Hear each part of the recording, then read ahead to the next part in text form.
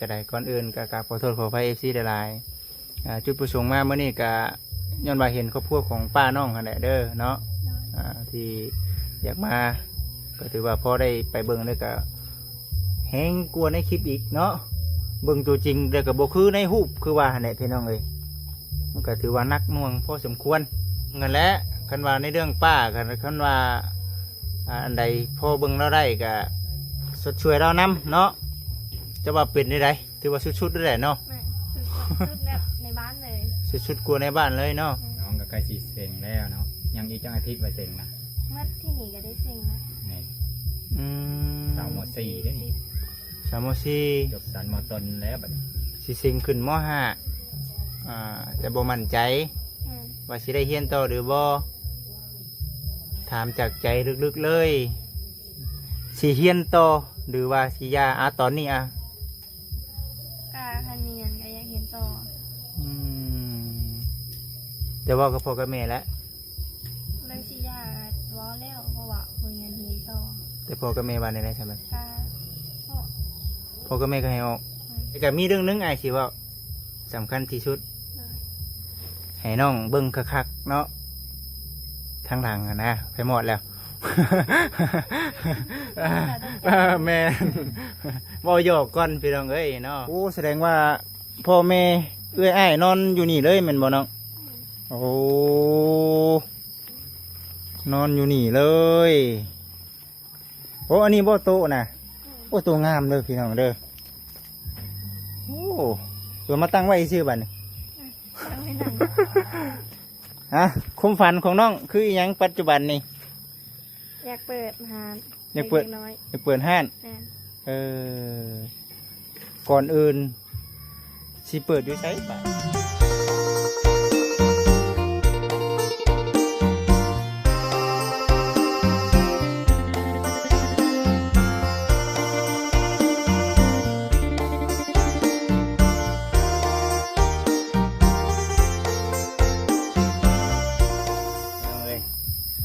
เปิดพามาอีกบัดนี้เด้อพี่น้องเด้อหอยติกาอยู่ที่เพื่อนน้องบุญตาเนาะน้องบุญตาที่ทั้งน้องเพิ่นเนาะพาบจิตไปเพื่อนป้าเพิ่นนั่นแหละพี่น้องเอ๋ยเนาะวันนี้ทั้งน้องเพิ่นก็มาเพื่อนนุชานค่อยคำย้ำเล่งอยู่ได้พี่น้องเนาะบจิตก็มาน้องเพิ่นกับทางเบาหวดเนาะหรือว่าเบาผู้ไทยผู้ดีแหละมาแต่บ้านป้าเพิ่นแล้วก็บจิตสีกับพี่น้องเอ๋ยเนาะพอดีมื้อนี้ทางบจิตก็นอนบ้านสาวมินาเพิ่นพี่น้องเอ๋ยเนาะพอดีว่าทางพ่อแม่ทางบ้านปลาไหลเพิ่นโทรเพิ่นมีเวียกก็เบิ่งมื้ออื่นว่าสิเป็นเวียกหยัง ก็สิถ่ายคลิปให้กับ FC ได้เบิ่งได้ชมเบิ่งคือจำเป็นอยู่ได้เบิ่งมีเวียกด่วนเด้อว่าซั่นมานอนบ้านด่วนว่าซั่นบจิตก็เลยต้องบ่ยากมื้อนี้ก็ได้เมื่อค่ำก็บ่เป็นหยังก็มากับทางบ่ฮู้อยู่แล้วก็บ้านสามินากับบ่ได้ไกลปานใดพี่น้องนะจากนี้ก็ได้ป้าชาวพี่น้องเด้อเนาะกับทักทายสบายดี FC เบิดทุกผู้ทุกคนมื้อนี้มาเยี่ยมมายามเนาะทางเพิ่นซานดันเป็นน้องเพิ่นผูกกำลังหาพื้น1ข้าว1น้ำเนาะแล้วก็สิถามไทยเบิ่งหั่นแหละการเป็นอยู่เนาะทางครอบครัวเพิ่นนี่เด้พี่น้องเพิ่นซานดันเป็นเพิ่นเด้อทางน้องบุญตาอ้าวสบายดี โอ้ยเนาะบ่เป็นหยังบ่เป็นหยังยังอันนั้นอยู่บ่นี่บ่ได้ใส่ถ่านเนาะ แม่น อืม ใช้พื้นดัง ใส่พื้นดังอันนี้บ่เฮือนนั่น แม่น เบิ่งพี่น้องเอ้ยแป๊บหนึงเด้อหนักบ่ โอ้อยู่กันจักคนนี่ล่ะ อยู่กัน5 คน 5 คนโอ้มื้อนี้กำลังเฮ็ดหยัง ที่นึ่งเขา นึ่งข้าวขาบ่พูดดิบ่กินข้าวได้น้ำกันบ่ สบายดีนึ่งข้าวทานแม่มาแต่ให้บ่ บ่ไม่มีแม่น้องให้ แม่นอนให้นอนเทือนกับไผ กับอาย กับ ตาลา อ้ายกับหลานไปจ้ะไปเนี่ยตามสบายโอเคถือว่ามื้อนี้เฮามาเฮือนน้องบุญตามื้อนี้ แม่น่ะ โอ้ ดอนกองมัน บุญบ้านดอนกอง แต่พอน้องเพิ่นจังว่าเนาะเฮาก็อยากช่วยอยู่ทางป้าเนาะแต่ว่าพอซำนี้บ่ซั่นนะพี่น้องเอ้ยแล้วจังว่ากันไปจะได้ไปเบิ่งน้องเพิ่นนึ่งข้าวบ่ไปจะไปพี่น้องเอ้ย เบิ่งสาวผู้ไทยนึ่งข้าว เบิ่งสาวผู้ไทยนึ่งข้าวอันนี้บ่ขออนุญาตนำเด้อพี่น้องเนาะทางบ่หวนนี่เพิ่นสิอันบ่ได้กับเพิ่นรู้จักกันกับทั้งน้องเพิ่นและน้องเพิ่นนี่แหละที่ว่าพาไปเบิ่งอันครอบครัวของป้าเนาะขออนุญาตบัตรคำนำหลายๆพี่น้องเด้อนี่เด้ขอโทษขออภัยนำหลายๆเด้อพี่น้องเด้อเด้อกำลังอันนี้บอกผมอยู่ผมอยู่บนเสาเพิ่นเนาะเถือบงตัวชาม โคนะ เฮือนครัวเบิ่งไปพี่น้องเอ้ย กินน้ำมะอุเลย โอ้ ครับกัน น้ำอุบ่ เย็นจ้อยเลย โอ้เห็นแต่ข้าวตะกี้ก็มีคือกันพี่น้องเฮือนบ่จีได้เย็นได้น้ำอูนี่ โอ้แล้วตู้เย็นบ่มีบ่ซะน้องโอ้แต่จะกินน้ำอู พอมากินนี่เดี๋ยวมันเย็น บ่พอมากินน้ำอูเนาะโอเคกะสี่ไทยบรรยากาศแล้วก็ถามไทยทั้งน้องๆเพิ่นก่อนเด็กๆน้อยๆพี่น้องเนาะเดี๋ยวจังว่ากันอีกเครือเด้อหนึ่งเข่า เดินทางมาหนึ่งแล้ว เริ่มข้างโมหนึ่งแต่ว่าเป็นหลังหญ้าเนาะอันน่ะเฮือนครัวเรานี่ฮะนะ อยากฆ่ามุ่งเนาะ ระวังแต่ยันมันลุ่มหันแด้เด้อเนาะ เดินแปลไฟขึ้นไปได้บ่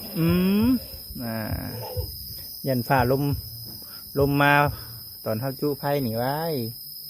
ระวังตรงนี้แหละพี่น้องเอ้ยเนาะเบิ่งไปน้ำกันเพื่อนน้องบุญตาเพื่อนพี่น้องเอ้ยเนาะบ่เป็นหยังขี่ทางเพิ่นจะฮอดพุ่นบ่เนี่ยโอ้กระดังชิ้นหนึ่งเข้าที่บัดนี่ที่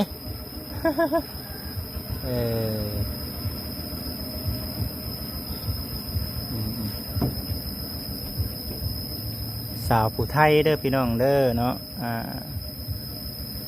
สาวผู้ไทยหนึ่งข้าวเบิ่งไปน้ำกันพี่น้องเลยพี่น้องเลยแน่มีหมุดบ่ อันหอยเราต้องใส่น้ำมันเนาะ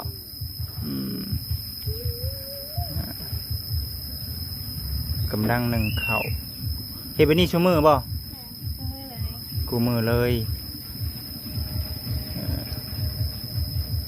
พอกับแม่นอนให้นอนนาโอ้แต่เก่าก็นอนเฮือนอยู่วันนี้มีแต่อ้ายบัดนี้เนาะมานอนนำ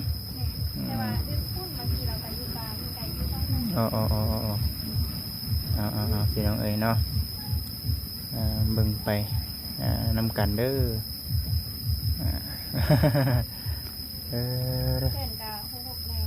หกแน่ดิหมายเพื่อนผู้สาวมันกับนี่บ่เหยเนาะ มีแต่ว่างๆจังเก็บกวดมันเห็นได้สันบ่รู้บ่มื้อนี่ว่าทางไงสิมามีแต่เบาหวดบอกหัวไผ่ บ่ฮู้ว่าไผติแล้วก็บ่เคยเห็นอีก เพิ่นนี่แหละพี่น้องเอ๋ยเนาะพาไปเบิ่งพาไปเบิ่งเพื่อนป้าเราให้น้องเป็นหนึ่งเข่าหนึ่งน้ำก่อนพี่น้องเขาจังลมเอ็นกันเนาะใครดอกผุนเนาะมีแต่อันนั้นไม่ไล่บ่น่ะโอ้ไม่ไล่เพิ่นปลูกไว้เด้นี่ปลูกเป็นบ่ เขาปลูกเอา โมเมนต์ดินแล้ว โมเมนดินบ่นี่ ดินหอมแดงคือ อ้าวคือว่าดินเจ้าของสิดอก ก็มีโฮกัน โอ้เจ้านี้ดินบ่ได้ลาย ดินบ่ได้หลายเบิ่งไปสั่นอุ่นข้าวเย็นนะบ่ แหน อืม แม่บ่มา ได้ยังกินแดงใช่ไหมนี่ ยังบ่ฮู้ ยังบ่ฮู้เนาะ แม่บ่ได้มาก็เลยบ่รู้แนวกิน เสร็จ แม่นอนให้นอนหน้า แม่นอนให้นอนนา เข้าก็เลยเหลือหลายบ่มีผู้กินนำ อืม บ่มีแนวกินแน่บอกก็เลยเข้าเหลือหลาย ก็มีอยู่แบบบางมื้อก็ซื้อเอาบางอันก็ให้การหมากอะแบบมีนกมีหนูก็เฮ็ดกินเอง อืม บางมื้อก็ซื้อกินน้องบอกบางทีก็มีอายเรารายการไปเยิ่มเมื่อแรงกลางคืนละมาฝากก็มีแนวกินไป แบบกินของธรรมชาติเนาะ อืม โอ้คือว่าแถวนี้เนาะนกหนู นี่แหละยังมีดงมีปลาอุดมสมบูรณ์แน่ อยู่บ้านทำบ่ค่อยเห็นได้บ่ว่าจะได้ทางเจ้าเป็นยังไง นั่นแหละในเมืองเลย ในเมืองเจ้าเนี่ยได้ชื่อเอาแถวตลาดได้เนาะ นั่นแหละ อืม พอก็ได้ซื้อเอาค่ะกัน อืม เรามาอยู่ในเมืองในกระตัวเมืองเนี่ยได้ซื้อมัด อยากกินของธรรมชาตินี่ต้องได้ชื่อเอาเนาะ นั่นแหละซื้อเอา อื เอาบ่มีเวลาไปหาคือเขาแล้วมีแต่ไปถ่ายคลิปให้พ่อแม่พี่น้องเบิ่ง หลายๆท่านเป็นอยู่ในเมืองในต่างประเทศในเห็นภาพแบบนี้บัดขึ้นฮอดซะเนาะขึ้นฮอดภาพเก่าๆว่าเคยกินเคยไปหาแบบนี้ สมัยเก่ามีแต่หาเอาแน่เนาะบ่ได้มีซื้อขายกันพอปันใด แม่นชับบ่ได้มาเข้ามานี่นะมีแต่อุ่นข้าวเย็น เออ บอกพ่อแม่เพิ่นไปนอนให้นอนอยู่ให้ผู้เด็กคนกินน้ำบะร้ายก็เลย กินพูดเอาข้าวเย็นนี่ก็พอ อืมเอาจังไรก็ตามแต่พี่น้องเลยอุ่นเขาวเย็นเฮ็ดจังไดเฮาบนนั่งอยู่นี่ก็ได้มั้งเนาะนี่เนาะเอาเป็นแฟน ไม่ทราบก็ได้ อยู่นี่แล้วแหละนี่เห็นภาพเขาเลยนี่ กำลังพี่น้องเลยเนาะเอา เลยกระตาเราย่างข้าไว้ เออ หมอดกินกระตาไม้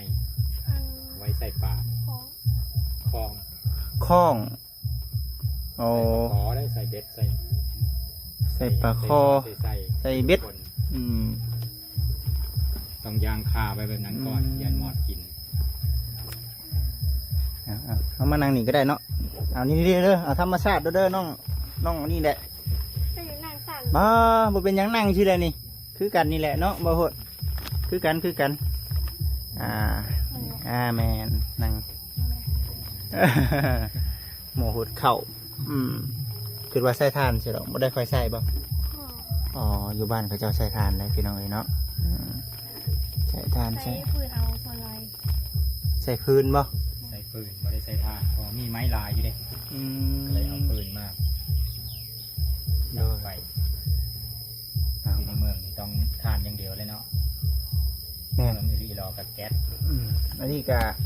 บ่แม่นว่าถึงขันในเมืองดอกทางบจิตก็ได้กับบ้านนอกของหน้าคือกันนี่แหละแต่ว่าเฮามันอยู่ใกล้ซินู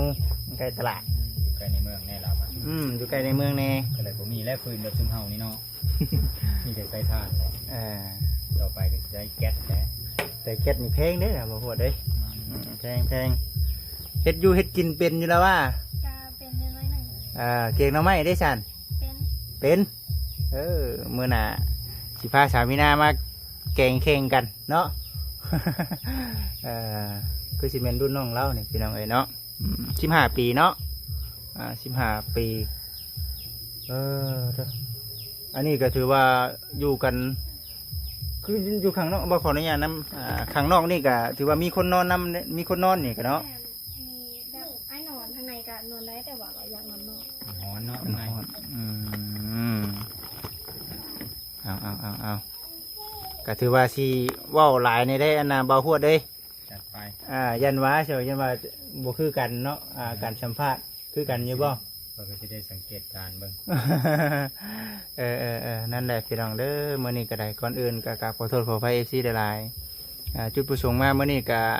ย้อนว่าเห็นครอบครัวของป้าน้องหั่นแหละเด้อเนาะที่อยากมาก็ถือว่าพอได้ไปเบิ่งแล้วก็แฮงกลัวาในคลิปอีกเนาะเบิ่งตัวจริงแล้วก็บ่คือในรูปคือว่าหั่นแหละพี่น้องเอ้ยมันก็ถือว่านักหน่วงพอสมควรเพราะว่าเรื่อง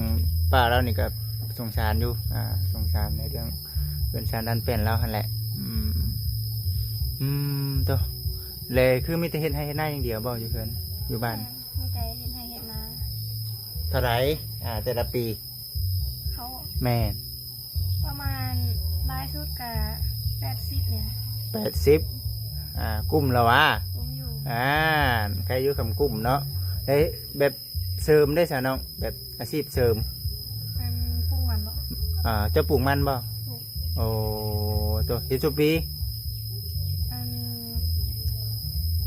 เข้าใจอาทาง เฮ็ดซุปีบ่มันนั่นวะ อ๋อกะห้าเห็ดปี2019นี่แหละ โอ้หลายปีอยู่ได้เนาะมันเป็นดินป่าดินดอนดินดงงามเนาะแม่นบ่ แม่น แถวนี้มันงามเด้อพี่น้องเด้อเนาะก็มื้อนี้ก็ถือว่ามาเยี่ยมยามทำไทยน้องๆเพิ่นคือเห็นอันนั้นน้องเอ้ยคือมีตู้เย็นน้องสิเปิดห้านบ่วะ มันไปเปิด ฮะ ไปเปิด เคยเปิด เดี๋ยวนี้คือบ่เปิดซะเดี๋ยวนี้ มันไปวอลลอด มัน มันไปบ่รอด แม่น เกิดจากสาเหตุหยัง แบบเขาบ่พูดสิว่า ธุรกิจเนาะ แม่น แบบธุรกิจสมือสวันนี้คันบ่ดีเราแม่นบ่ได้เนาะ แม่น อืมก็พอเข้าใจอยู่ดอกพี่น้องอยากเปิดอีกอยู่บ่นี่ สมมุติว่ามีห้านค้าห้านขายนี่ตาที่ลองเลยนะ สิลองเบิ่ง แม่น แต่ก็เปิดอยู่ไสก็ อยู่พุทธาน อยู่หน้ากุดจาน แม่น แต่อยู่เฮือนนี่ค่ะบ่เหมาะบ่ บอก มันบ่เหมาะเนาะอืมกี่ไปเช่าว่าไปเช่ากับเจ้า แม่นไปเศร้ากะนี่ได้พอได้จ่ายค่าห้องมันบ่มีพอเก็บบ าทหนึงเท่าใดก็แบบเพิ่นเอานะค่าเช่าแม่ เดือนละห้องละล้านบ่เนาะตอนนั้น ห้องละล้าน แม่น เดือนละล้านเลย เป็นประเภทพวกแบบใดในขายนะเนาะ ก็มีหมูกระทะมีน้ำเจจักหน้อย โอ้ถือว่าเรื่องแบบนี้เนี่ยคือพ่อฮู้แล้วเรื่องธุรกิจแบบนี้พ่อฮู้จักแล้วแปลว่า สมมุติว่ามีทุนชานี่น้องสามารถเปิดได้บ่นี่ ก็ได้อยู่หน้อยหนึ่ง มันได้อยู่ในหนึง เก่งเพราะว่าเลยเป็นคนบริหารเด้ โอ้แต่สมมุติว่ามีเงินมีคันเป็นเจ้าสามารถบริหารได้บ่นี่ มาบู ยังบ่ฮู้เนาะคือว่าเนี่ยยังน้อยเด้อพี่น้องอันนี้คือเว่าในความคิดหรือว่าความฝันแต่ว่าปัจจุบันนี่คิดว่าอยากได้ใช่คิดว่าจังไดตัวเองสิเฮ็ดในใดต่อไป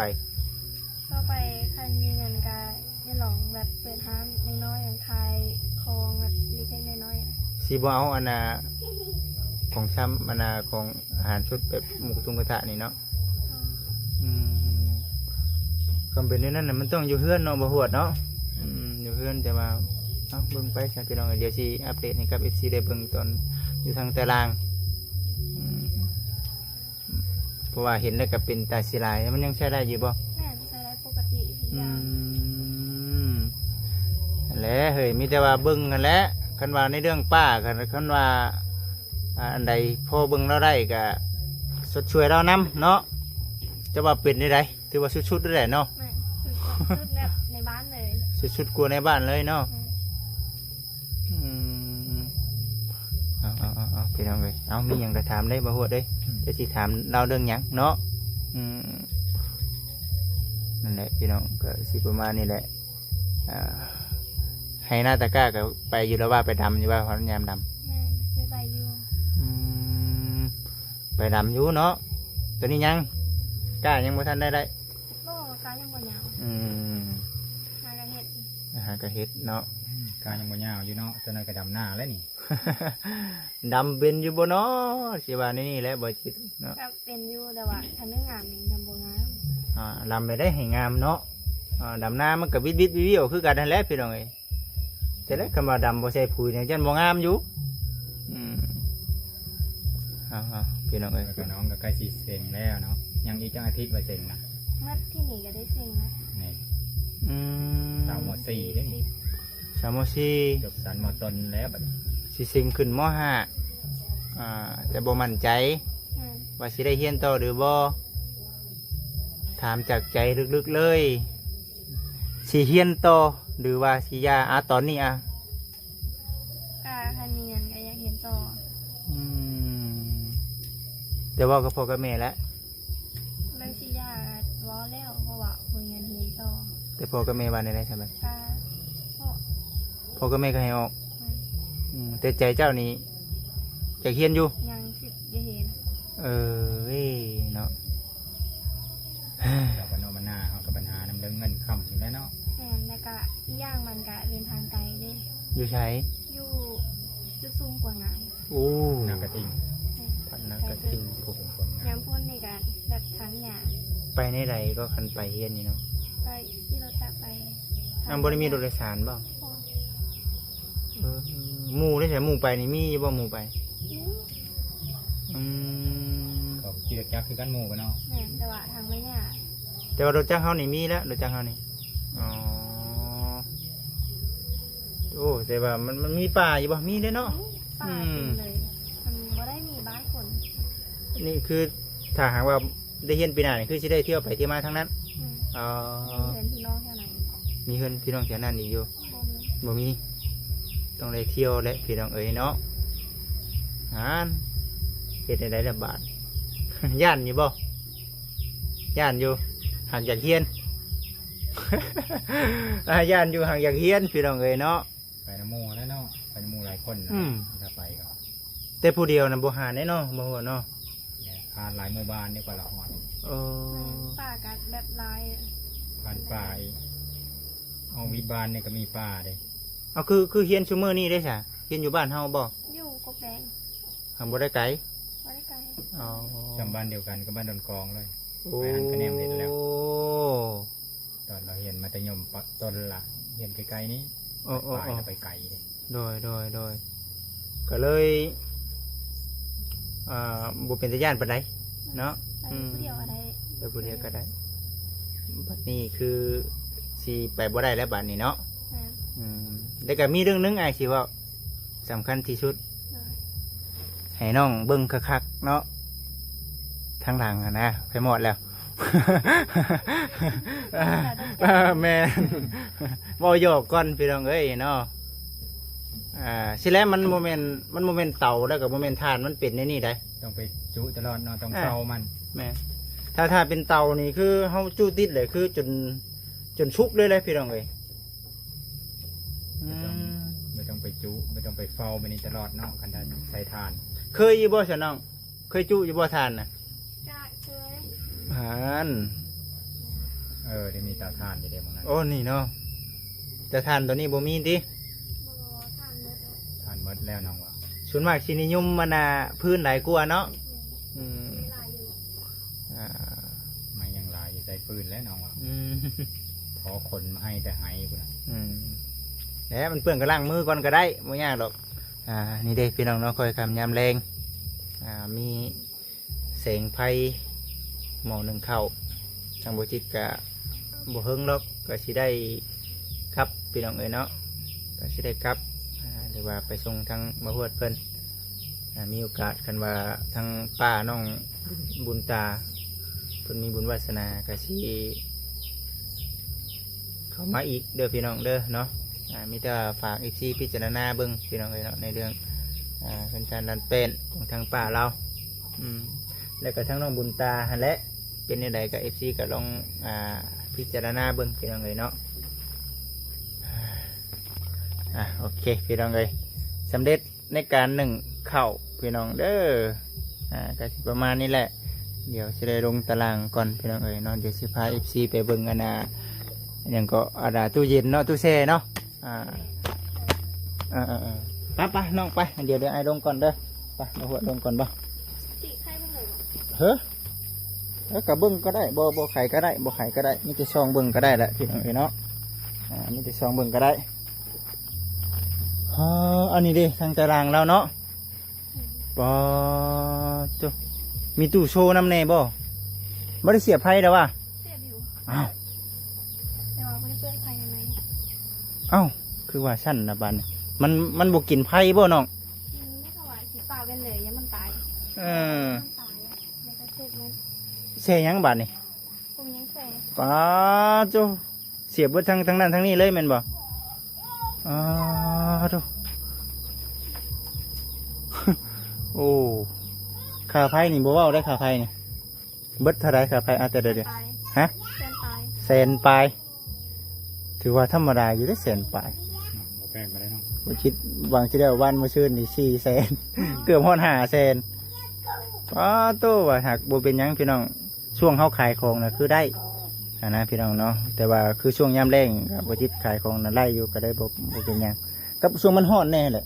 เอามาบวกกันเฮาเปิดพัดลมกับช่วงมีงานอยู่บ้านเนี่ยมันก็ได้แพงแต่ก็บ่เป็นหยังแล้วก็มีอันนี้แน่เนาะมีโต๊ะน้ำอีกบ่น้องอ่ะนะ มี โอ้โหถือว่าอุปกรณ์ในการค้าขายมีอยู่เนาะเอา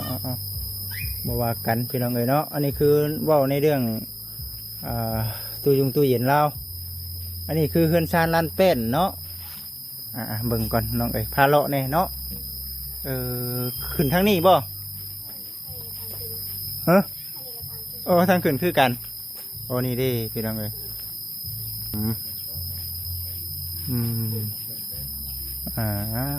เลาะเบิ่งเรื่อยๆก็ได้เลาะเบิ่งเรื่อยๆก็ได้